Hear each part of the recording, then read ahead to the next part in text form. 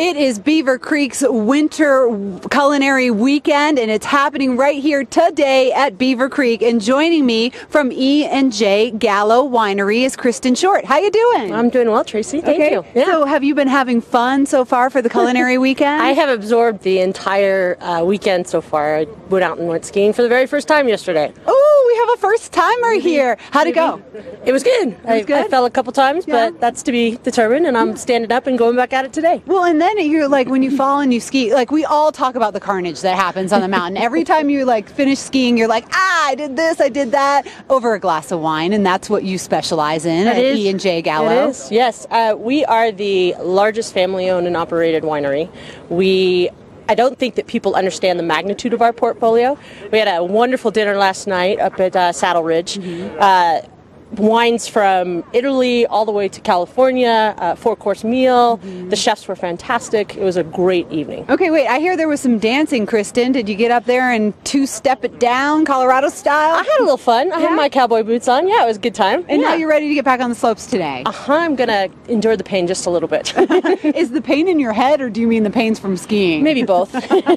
So E&J Gallo, we all know it as Ernest and Julio Gallo. So did you change the name to just kind of be hip and freshen things up? No name change. No? Everybody likes to shorten something. Yeah, totally. My last name is Short. People call me Shorty, so it's a nickname. But I think the family and the growth that we have seen in regards to the wineries and the vineyards that we have purchased. Even last night we had a winery that is legendary, that being Talbot Winery, and that is a recent acquirement that we have taken on this last year. Okay, so you guys are really expanding a lot, and a lot of times that people think about Gallo, you think about kind of the inexpensive big bottle of wine, but that is like hardly any of what you do. That is correct.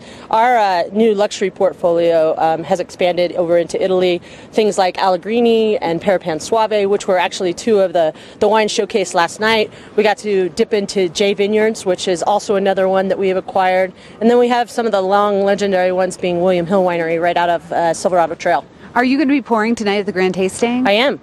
What are we going to be sipping on? Well, I'm not going to tell you everything that we're pouring, but there's some highlights that are there. This is breaking news here on Good Morning Vail. We have to know, Kristen. Well, I will assure you that there always will be bubbles. So there may be some bubbles that'll be fun, and we've got a beautiful Malbec that comes from Argentina, which is Alamos Malbec. So I am a humongous fan of Malbec. A lot of people are. I know. It seems like it's kind of like I've been drinking Malbec for a long time. I'm not just jumping on the bandwagon for the trend, but it seems like it's a trendy wine right now. I think that Malbec has a definite place, especially in Colorado. We do really well with Malbec. Why do you think? It's not as deep and heavy tannin structure as like Cabernet is, but it still has that fruit and it still has that depth that a lot of people like. It's like a red wine, but it's but it's not as big and heavy. And so everybody in Colorado is drinking Malbec. We drink a lot of Malbec in Colorado. Where does it come from?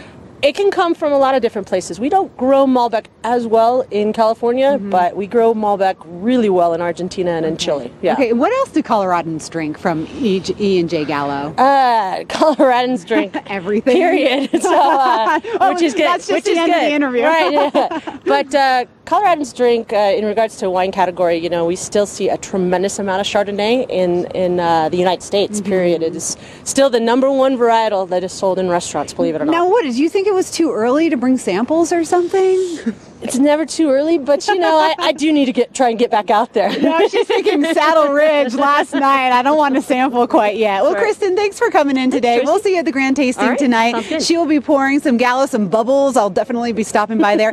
Good luck out there on the slopes. I hope you go get it and enjoy it. It's Kristen Short. She's with E&J Gallo. They are one of the wineries that's going to be pouring tonight at the Grand Tasting, which kicks off at 7 o'clock at the Park Hyatt right here in Beaver Creek. We're going to take a quick break. We'll be right back.